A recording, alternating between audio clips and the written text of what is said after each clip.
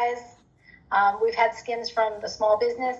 And so if you are interested in, say, let's say doing an industry day with trying to figure out what small businesses are out there, the small business office will help you do that.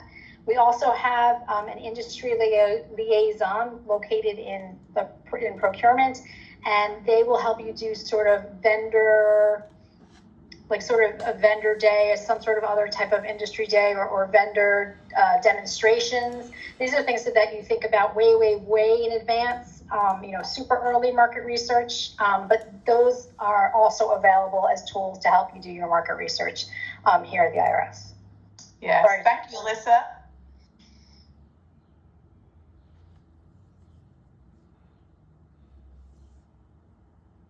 Okay, we're going to only go over certain parts of the form, the part that really will help you develop your market research.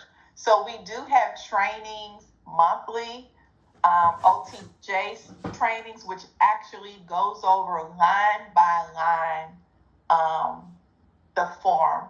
But for today's presentations, we're going to talk about the techniques, the meat of the form to help you be able to identify the best vendors based on their knowledge and their capabilities to be able to utilize for your acquisition. So Tanya, can you move it down just a little bit to techniques? So we're going to start at section 2, the techniques for conducting market research. And this section is really important. A lot of times when we receive the market research from our customers, they select reviewed prior acquisition history for similar or identical requirements, and that is fine to use that. They also use contacted knowledgeable individuals in government and industry. However, when those two are selected, it's not broken down. It doesn't provide enough information to say, hey, this particular contractor has the capabilities or the knowledge or the experience to complete the task. So we want to be able to express through the market research which vendor or vehicle is able to provide a solution, a strategy for our acquisition. So in addition to selecting those, our recommendation is to have at least 4 that you're able to utilize on this list or more. There are a lot of them. One of the ones we're going to go through in a few minutes is the acquisition gateway. And the acquisition gateway has a lot of information. That is one of the first places you should start. The acquisition gateway is the workbench for the federal acquisition professional.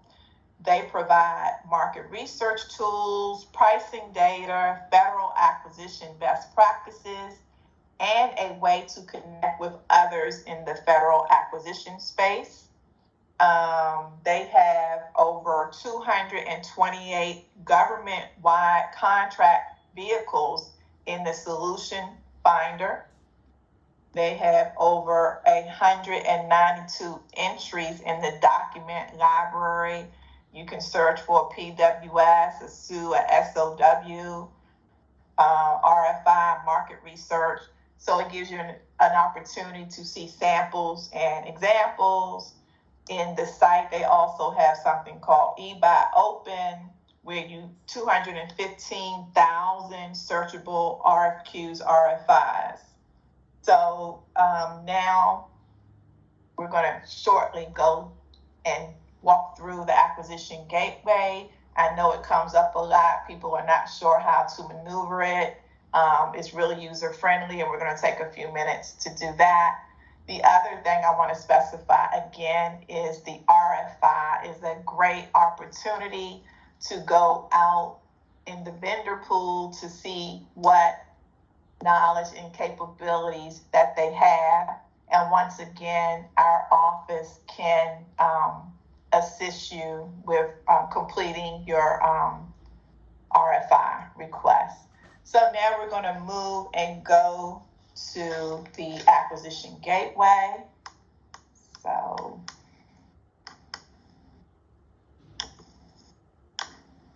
we have a hand raised while you are switching over. okay. Looks like Beverly. Okay, yes. I have a question now. You said that we can go to do an RFI, because I have been told not to go out and request for information. That I only can do,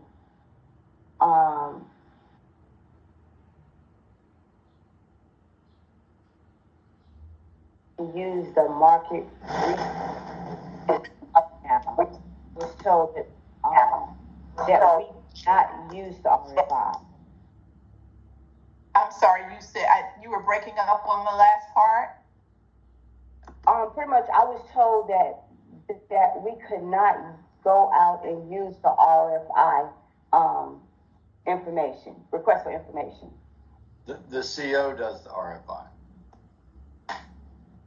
Well, our office, Beverly, we have many customers come through our office, and we're able to assist them with the process of completing the RFI. Because we work in procurement front door office, so we assist customers through the acquisition process before your shopping cart is submitted, so we can help you with posting an RFI. So yeah, just to clarify, cores can't do it, but the APB front door can do it. Okay, Sorry. is that in writing somewhere? I mean, I hear you guys, but where is that in writing? Is it in our core book somewhere? No, I do not think it is writing anywhere. This is just certain postings of RFIs in certain places. Contracting officers are only allowed to do that. They're the only ones that have access. However, the APB front door has former contracting officers, and they can help get these done before your package goes over to procurement. And this is a relatively new service. It looks like we have, but no, I have not seen anything in writing stating you can do X or you can't do X. Okay, thank you. It looks like we have a couple other hands raised as well. Let me get over to the list. It looks like Kenya. Hi, Elisa. So yes, and I just have a question regarding the RFI. So is this information relayed to the COs? Because I've actually been told from CO myself that I should be submitting an RFI. So, and I was a little puzzled when I was told that. But again, I'm not sure if the guidance is clear within procurement to the cores, because I guess there's conflicting information being told. So here's what I have been told, and this is sort of the guideline you should use. And I see Annette is also raising her hand. I bet you have something to say, Annette. So it is the core and the programs office responsibility to do the research. So as much research as you can do beforehand, you want to do.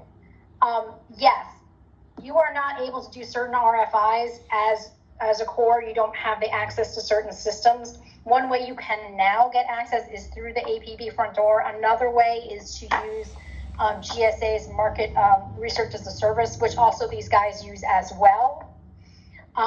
So it is a little bit of a catch-22. Like, you can't do an RFI till you get to a CO, but the CO wants you to do the research beforehand. So it does get confusing and it does get kind of blurry. And this is also one of the reasons why APB has been stood up to help you guys do this stuff before you get to the CO. So it's not a perfect answer, and I'm sorry if it's confusing, but that's like the direction we should sort of be headed in. Is if you want to do an RFI, if you want to see what's out there, you should reach out to the front door folks, or you should use the GSA's market research as a service, or both. Janelle. That's what I was gonna say, Alyssa. Those, I They figured could use the, you were they going. could use the MRAS for the RFI. Yeah. So it's a combination. We haven't really talked about MRAS recently. It is a service offered by GSA where you can reach out to them directly, give them a copy of your PWS. They will do your market research for you. However, it is only on GSA vehicles. So if you are looking for other sort of vehicles that exist outside GSA, which there are, you wouldn't get the market research on anything other than the GSA vehicles, which are usually great, but not all vendors are on GSA vehicles. So that's just something to keep in mind. We will have them talk about it again. There are old presentations on our site, one with the market research as a service from, I think, a couple of years ago. The RFI, our front door people did an RFI last month, so there's some information and a presentation about that on our site. I see Leah's hand is also raised.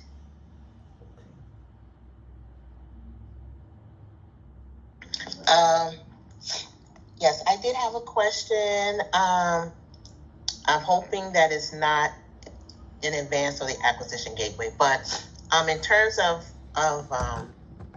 the conversation with the RFIs, the only time I ever needed to do an RFI, because pretty much if a contract is already established and I don't have a need to go out in the industry and figure out who is what and what is cost, what are some of the costs, I don't do an RFI. I just do the regular market research that I think we're about to learn. For me, RFIs, I only do RFIs when I'm trying to get more information about the industry to help the business office because they're not really clear on what they need. And that could fall in terms of like technical support, right? Not knowing what kind of technical support they need. So in those situations, that's the only time I've ever needed to do an RFI. But for the most part, I just do the general market research that's about to be shown here, and that provides me with the vendors that I need for my SF1010. But my question, it has to do with the SF1010. We were just going over the techniques, and there's one that says review the acquisition gateway, including the list of best-in-class solutions. So my question is, and I'm not certain if this is in advance, when we're doing our market research, are we to always look for a best-in-class, or is there a preference from procurement? Thank you.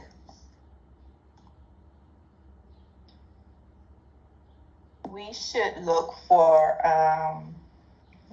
at the best-in-class vehicles. Okay, thank you. So that used to be mandatory. It is no longer mandatory, but as a rule of thumb, it's easier for everybody if you're looking at those best-in-class vehicles because there are vendors that have already been pre-selected, so you don't have to go to the open market and to like zillions of people. It just makes your life a tiny bit easier. In terms of market research, to add to what Leah was saying, sometimes I've had a CO request that I do market research to prove that a small business cannot do the work. And that was something that they touched on before, is you have to have proof upon proof that a small business can't do the work. So if you've got your PM or your executive saying, I want to use Booz Allen or I want to use Deloitte, you're going to have to prove without a shadow of a doubt with lots of evidence that they can't, that smaller businesses can't do that kind of work. Same thing, market research is always, you need to give yourself a lot of lead time. And I know a lot of us don't always have a lot of lead time, but market research, really, you need to give yourself time to do it thoroughly. So and sometimes your program office will be speaking to vendors, will have ideas of what they want. That's also kind of market research. It's just more vague, but it can be considered some part of market research. So, if you've got vendors that have been speaking to your PMs or your tech people, get some of that information from them as well, because that will help with your market research. So that's just something. We also have another question saying, since we are no longer coders, which was the contracting officer technical representative, we don't have that at the IRS, we only have cores. The technical piece was removed. Why isn't procurement reaching out to technical teams? Do you guys want me to take this, Janelle and Tanya? Yes, please. Yes, yeah. So things are fuzzy at the IRS. Sometimes you'll get assigned a core to the documents after all of this has been done. Sometimes the core will be leading all of this and writing all the requirements for the PWS. It's really different in each business unit at the IRS. The only way procurement is contacted that there is something going on, that there's that there's a requirement that's met is when you submit that shopping cart. So when you submit that shopping cart, all of that information has already been done, and nine times out of 10, sometimes not, there's been a core assigned to input that shopping cart. So there's no way that procurement would even know that there are technical teams planning all of this stuff until a shopping cart has been submitted. One thing the front door does now is you can reach out to them with lead time. Remember, you've got to have lead time for everything. And I know it's really hard at the IRS because they never give us lead time. But one thing the front door was created to do was to be able to work with you guys as the court on this stuff, on the market research, on getting your documents right. And for me, especially with market research, I just did a PWS where I had the front door give me a ton of help with the market research because I wasn't sure how to do it. But there's no like crystal ball that says, hey, they're doing this requirement. The technical people have set it up already. There's no communication anywhere. There's nothing to tell procurement that exists. Michael wants to know, how can the lack of lead time be addressed and resolved? That is something that you need to work out with your business unit. I know that sounds terrible, and I know that's not an answer because, at least for me, it was always, we need something, we need to spend the money now, you need to get awarded it, like get everything awarded within the month, which is almost impossible to do. If you are a core who has a contract that you know is expiring in a year, start poking people and making sure that, hey, this is coming up, you need to start thinking about this is expiring. Or if you hear through the grapevine that people are considering things, remind them, you know what, it doesn't take 2 seconds, you need lead time for this. That, unfortunately, Michael, that is the only solution I have. It's not a great solution, but that's the only one I can propose as someone who's dealt with that same issue. So if we don't have any more questions, I'm going to pass this back over to Janelle and Tanya. Okay, just to add to what Alyssa said, it's not one size fit all to do an RFI, not to do a RFI or the other techniques. But if you have any questions or if you need any assistance with your market research, please, we will provide you our contact information at the end of this presentation. But please do not hesitate to reach out to us and we can assist you with completing your market research. So I'm going to start. Can you see my screen? The acquisition gateway? Yes. Okay. So a lot of times when we do the market research, believe it or not, people are not familiar with the acquisition gateway or not sure how to get to the acquisition gateway. So we're going to just start. We will provide these instructions at the end and just show you how to get to the acquisition gateway. So I'll just click here and you can do this in the instructions.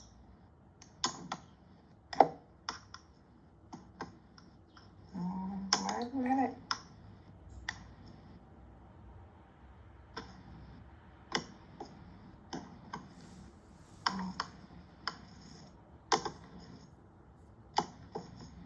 Okay.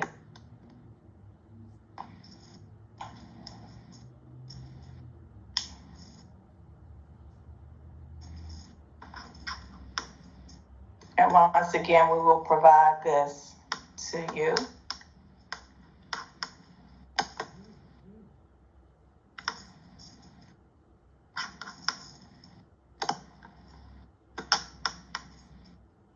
Just wanted to show you quickly, it's pretty user friendly.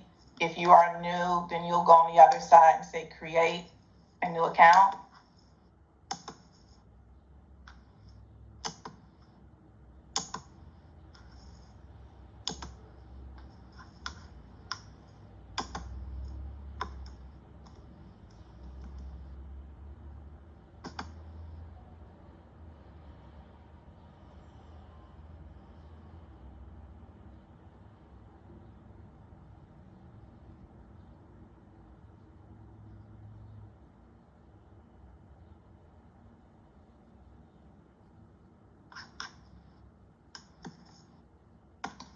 Okay, once you're in, they have several, they have tools.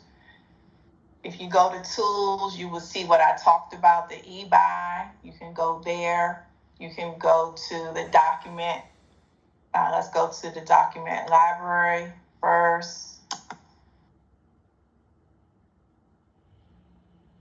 You can keep it wide. I'll put RFI here, but you can also filter down and fill out these on the side. In my instructions, I actually filtered down, but remember, when you filter, you end up coming back with narrow results. So if you want to keep it a wide net, you want to keep it basic, and then you can look and determine what you're looking for, if it's needed or not. When you make it narrow, it really cuts down what you'll receive. So I'm gonna put RFI here.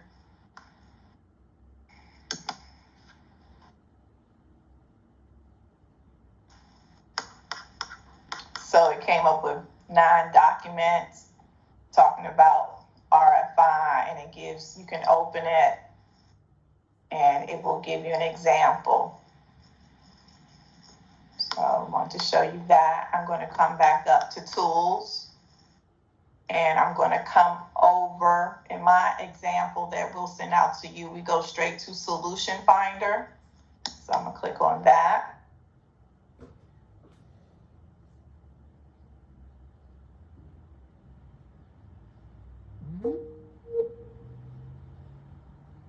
I narrow it down here, but for time purposes, I'm just going to keep it broad. And I'm going to put the NACS code, and one of the common NACS code for IT services, other computer related services, and that code is 541519.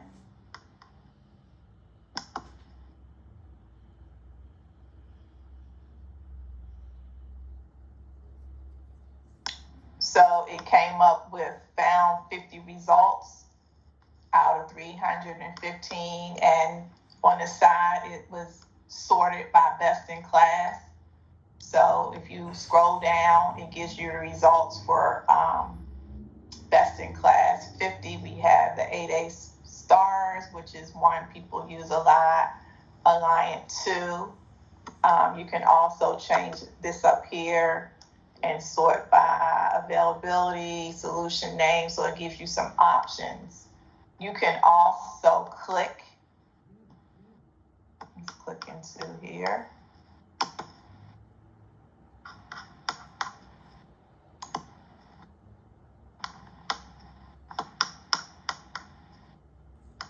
It describes what it is. It have a solution website that you can click on. It has the contract that you can look at. I'm going to go back.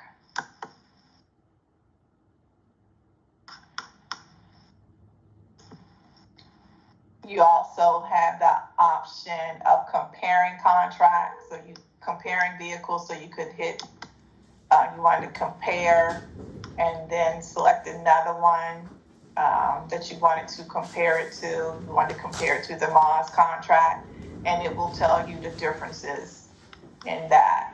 So the acquisition gateway has a lot of resources that you can look at. If you go to resources, it talks about best in class resource, GSA contracts and vendors, GSA pricing. They have tutorials that you can look at here. You can go back to the tool. They also have the IGCE tool. So once you sign in, I encourage you to take some time to look at the acquisition gateway for your market research. And before you even think about doing an RFI, you can actually spend some time looking at the vehicles to see if one of those would provide a solution for your acquisition. So, Tanya, any questions? I have a question. Mm-hmm. So, with the code that you put in, the 5 whatever number for IT, so usually the cores are going into acquisition gateway because they're completing the SF1010 and they're trying to find vendors. So to find a list of vendors with the different under the different social economic categories, they would select 8A with the understanding that those vendors have a certain number of employees, or is it based on their total revenue? And then when they hit that max, then they graduate out of 8A. But but they would have to take a different step. Actually see vendors that they could add to the SF1010. Am I correct? So are you saying when you're doing filtering down for the 8A vendors? So you know how you just typed in the code, the one, whatever that code was in the left, it didn't say RFI, you put in the code, and then you went into solution finders. Yep, thank you.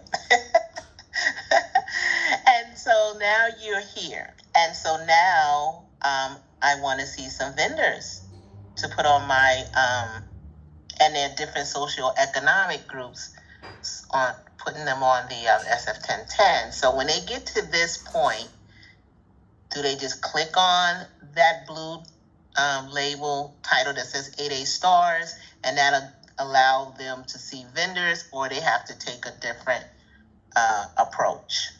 No, if you click on it, it'll show you all the vendors that fall under, I forgot how many it was for 8A, it's like 200, I believe, vendors, yes. Okay. And then that's where they could, when they click on the vendor, they'll be able to see the social economics, whether they're a small business or sort by small business and stuff like that. Right, they should be able to say what, they will say what they are there, yes.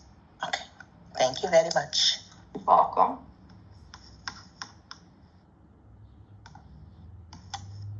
We do have a couple questions in the chat. Some of them may refer to stuff we were talking about before. How does one verify that a small business was not considered once the vendor was selected, or is there an office that checks the decision? So the small business office, what happens is once your package is done with all your information, your package gets submitted by the CO to different areas. And the small business office is going to have to look at your package. And if they have questions, and if they don't think you've considered a small business enough, or they have questions about your market research, they will bounce your package back to the CO, and the CO will come back to you and say, we need more information. The small business office has said X, Y, Z. Janelle and Tanya, do you want to add anything to that?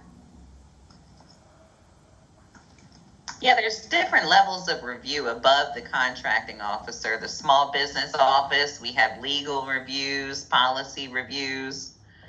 So everybody would be looking at your procurement package. And the preference is to award to small businesses.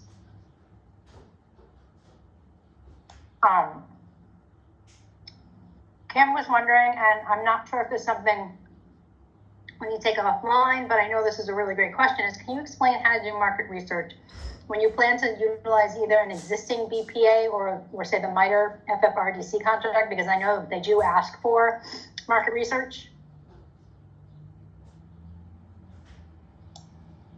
Yeah, each time you begin a new acquisition, you have to do market research. Even if you're using an existing blanket purchase agreement, you would talk about the benefits and talk about why you're choosing to use that over other vendors, other contract vehicles. And then you would also talk about, you would do market research among the vendors that are on that BPA, correct? Yes. So you would have to find out who's on that BPA and pull a couple vendors there. With MITRE one, you would have to probably discuss why MITRE is, or why the MITRE FFRDC is right for your procurement, things like that.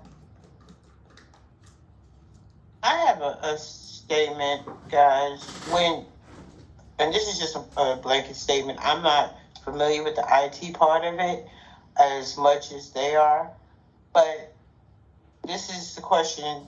This is what I think to Tanya and Janelle.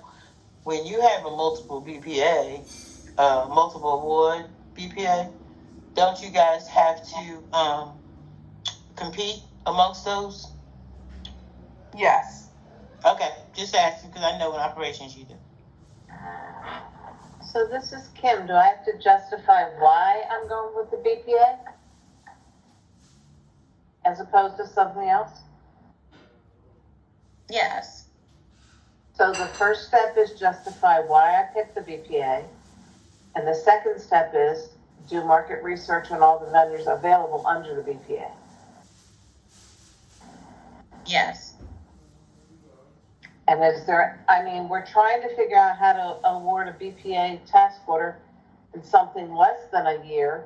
So how do we do that? I mean, my concern is that we've already picked the contractors. Why are we doing another set of market research? Well, if it's less than, what is it, 250,000, because if you're talking less than a year, if it's less than 250. And then market research is a continuous process. Yeah, but you're talking to cores doing it, not technical representatives. I can spell the word cloud, but that does not mean I know anything about cloud. So I have to then continue to go to my cloud representatives and say, continue doing market research. Forget the real work, just continue research. That's where I'm frustrated. They don't have time to do it. I can't do it. And yet we're in this vicious cycle because we can't move forward because we're doing market research and the technology changes as the market research is being done. So I'm trying to figure out a way around that. I'm trying to figure out how to help everybody.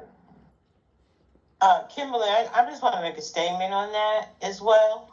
I understand your frustration, but just as the equipment changes, the pricing changes as well. You're right. So that's why it's good to have your market research done So maybe we need to talk about market research as it relates to services versus market research as it relates to products. Because they're different. I do think it's each one, like, I think it was Janelle that said before that it's different for each project. It could be different across the IT, each different type of IT. Like, yes, cloud is crazy complicated, but then you also have IT products, which aren't quite as complicated. And then you have services, and then you have like very specialized consulting services for a very specialized type of work. So some of that does have to be discussed on a case-by-case basis. What I would recommend, and I know this isn't the best answer, Kim, and you're probably going to hate me for saying this, is you need to stay in touch with your CO. I have had in the past a CEO ask me for market research for option years. That doesn't always happen, but they can ask you for market research for option years to make sure that the market is still where it was. So my recommendation, again, you're going to hate me for this, is keep talking with your CO. Say, I know this is changing. What do you need from me? Can we do an RFI, like right after we award this? That kind of thing. It's not a great conversation, and I know it's a hard conversation, and a lot of times some people won't understand it, or they'll say we don't have time to, but it is possibly a conversation based on the type of requirements you're talking about. It might be something that you guys have to be proactive about. And I know it's almost 100% impossible to be proactive with some of the technical people that we have. But that would be the answer I can give you. Thanks, Lisa.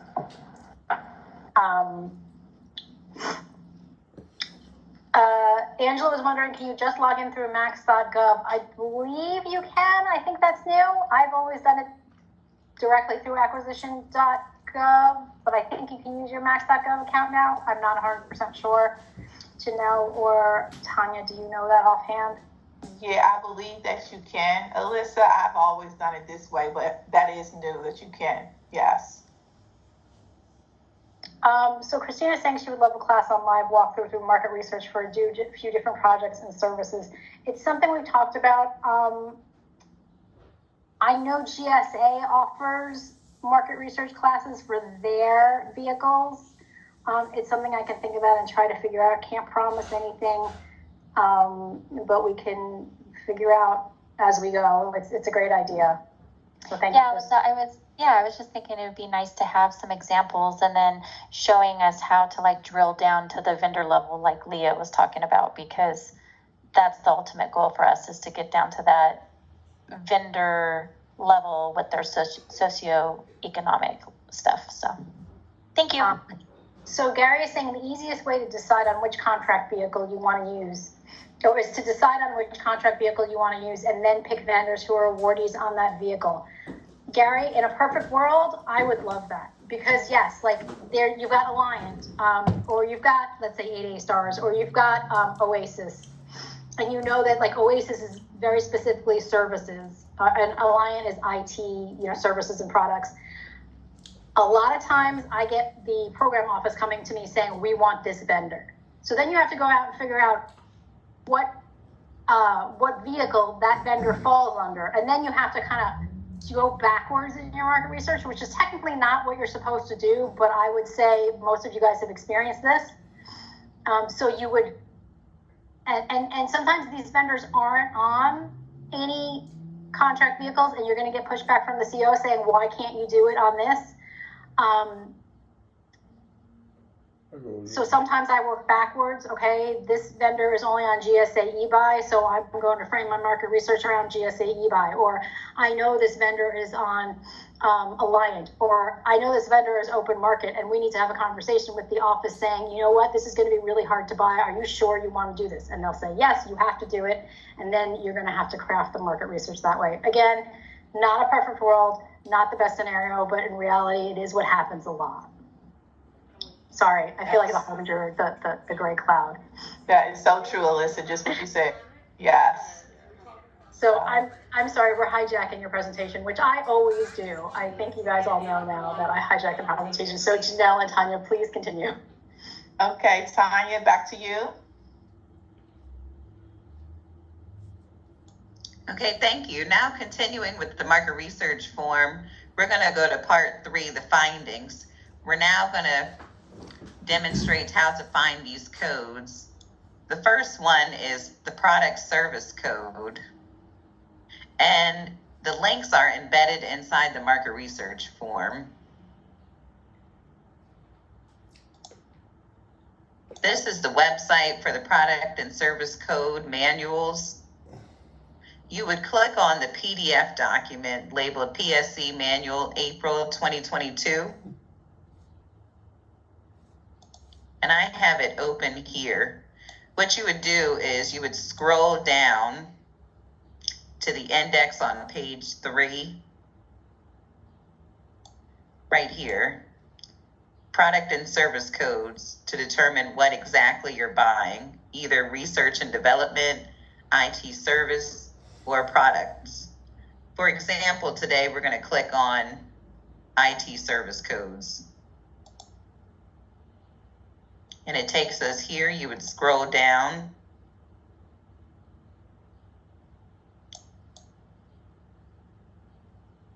And then here's the deep dive into the top levels, the categories of different IT service codes. For example, today we're going to click on category D if you had an IT and telecom requirement. And it would take you to this table, which identifies the code number. For example, DA01 with the description title for IT and telecom, business application, development support services, labor. And these codes are necessary to filling out the SF1010 and also putting them on your acquisition plan. And also for market research if you're posting an RFI. The next code on the market research form is the NACS code.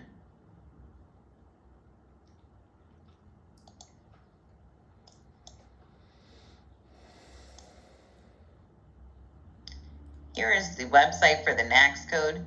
You would scroll down and you would click on the 2022 NAICS reference file. It would take you to this table with all the categories. If you have an IT requirement, your code would begin with 54, professional, scientific, and technical services.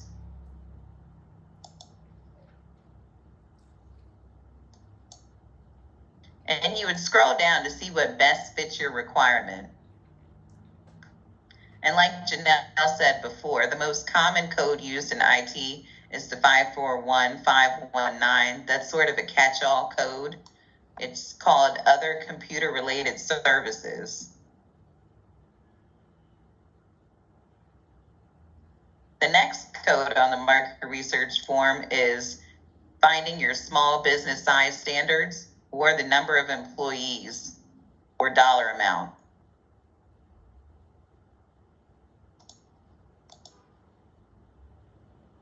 This is the website for the Small Business Administration, and you would download the PDF, which helps small businesses assess their business size.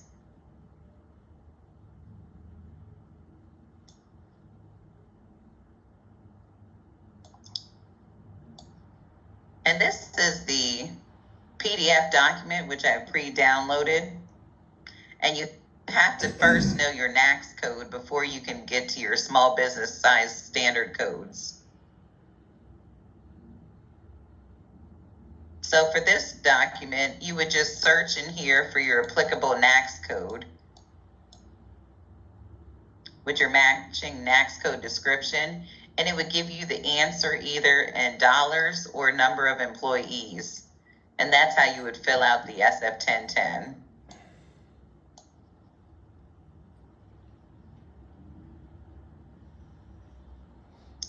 So it's not an automatic link. Once I put in the NAICS code, it fills it out, correct?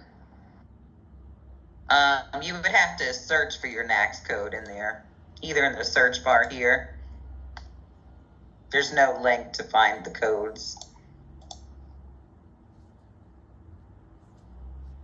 Can I ask a related question? Is there a crosswalk? I feel like I've seen crosswalks between product service codes and NAICS codes. I know I've seen something somewhere. Because there can be like one or two product service codes that match the same NAICS code, or that don't match. I've gotten told once by a CO that we had the wrong product service code for the NAICS code we were using. Yeah, we can look into that to see if that's been updated, that crosswalk. Okay. I haven't seen it in a while, though. Yeah, I feel like this was a while ago.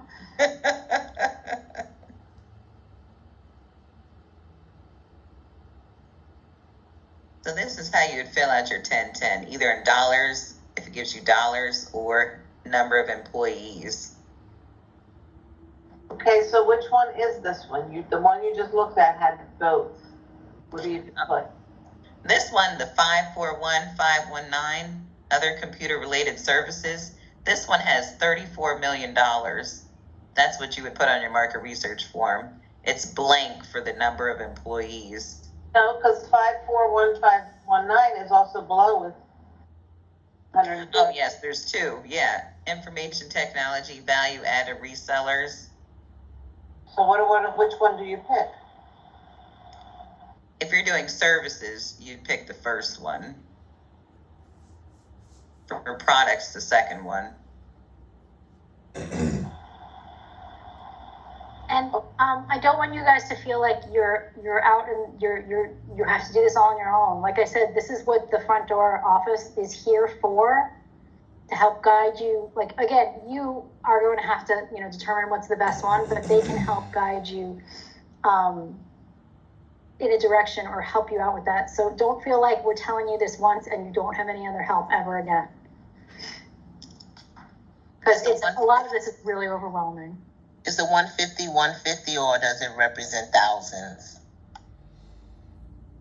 150. Thank you. Number of employees. And the dollars are represented in millions of dollars. It's most important to have your NACS code correct in the beginning before you can get to this table. And we've got Beverly with her hand up. So my question, what is the time frame, turnaround time if the front door if the question is sent to the front door? Is it weeks or is it right away or what is it? Like if I had a question, how could I find out what's the right NAT code for, let's say for cell phone contract? What is your response time back to the email? Or do you have a time frame? Well, we do have a help desk that you can submit questions to. Okay. That should be a couple of days, no later than a couple of days turnaround. Okay, thank you.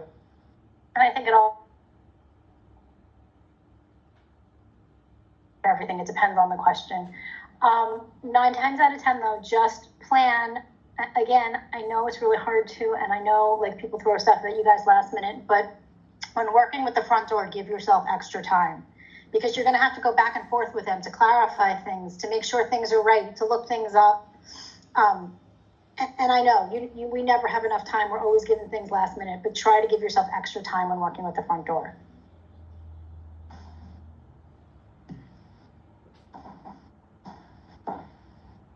Thank you, Alyssa.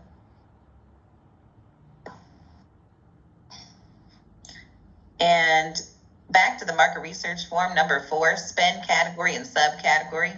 These were new codes added onto the market research form in the past few years. So I'm going to teach you how to find them. When you hover over the link, it takes you to the PSC code manual. That's where you would start to find them, going on the PSC code website.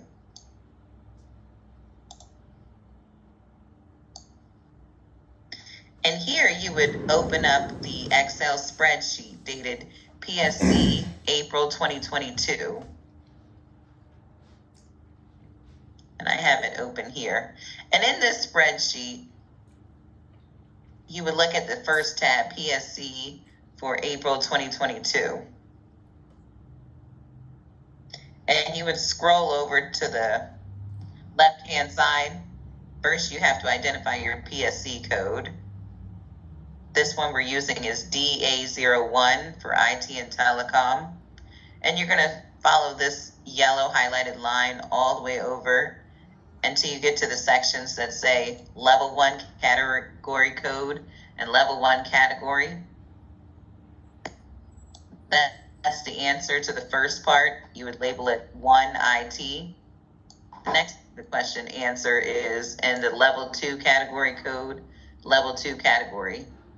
1.3, IT professional services labor. And this is really a drill down to identify exactly what you're buying. And so we don't have to put the numbers anymore, right? We just put IT and then professional services labor?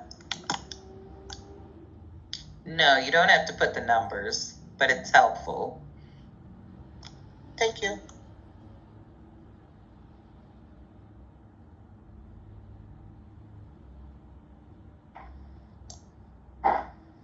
So these are the most important codes in conducting market research. Now we're going to go back to the PowerPoint, Janelle.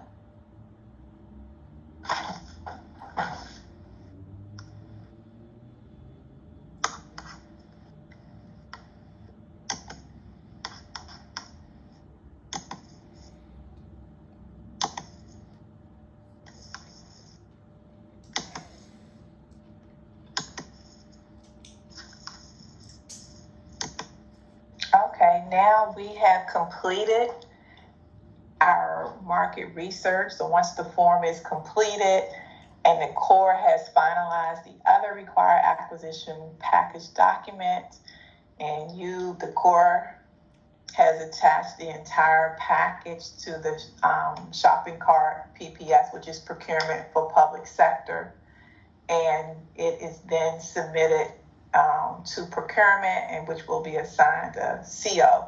subcontracting officer. Then once the CO reviews the package, and the next step is if the acquisition is to solicit sources that are small businesses, then no further market research steps are needed, and the CEO will continue with the processing of the acquisition. This is in a perfect world. A lot of times the CEO will look at the market research form, and like I said, I encourage you to attend one of the OTJ sessions that we had where they go line by line, because if there are things missing on the form or incorrect, the CEO will send it back to you to complete. The next step 4, the CEO submits the market research form and other acquisition package documents into the SBRS system for review and approval by the small business specialist and the Office of Small and Disadvantaged Business Utilization, which is the OSDBU office. Next, the package can be sent back for corrections at any point during the review process, and the OSDBU grants the final approval. And the process can take up to 2 weeks for the CO to receive approval. And once again, the 2 weeks is in a perfect world.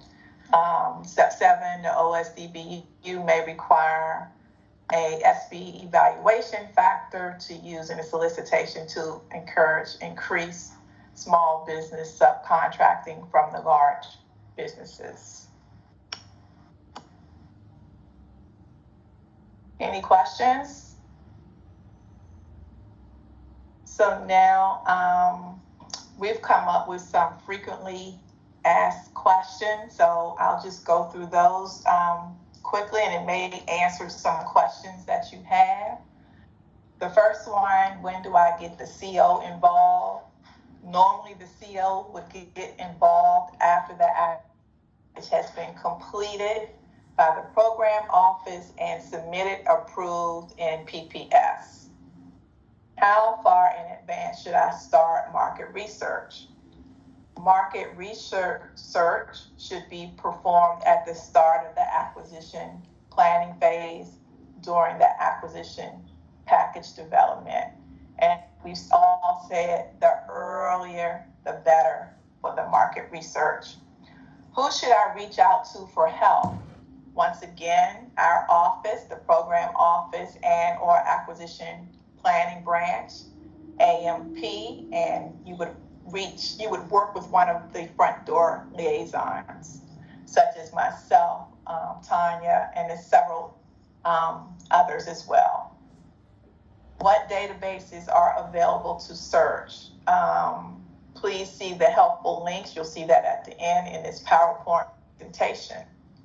How do I find the previous contract? You can find the previous contracts either through the program office or through business operations, and you can utilize the CO CS assigned to the contract file. What level core should be assigned for my acquisition? The level of the core depends on the complexity of the requirement. Who assigns cores to contracts? That would be the program office. Who is the agency POC for the small business specialist?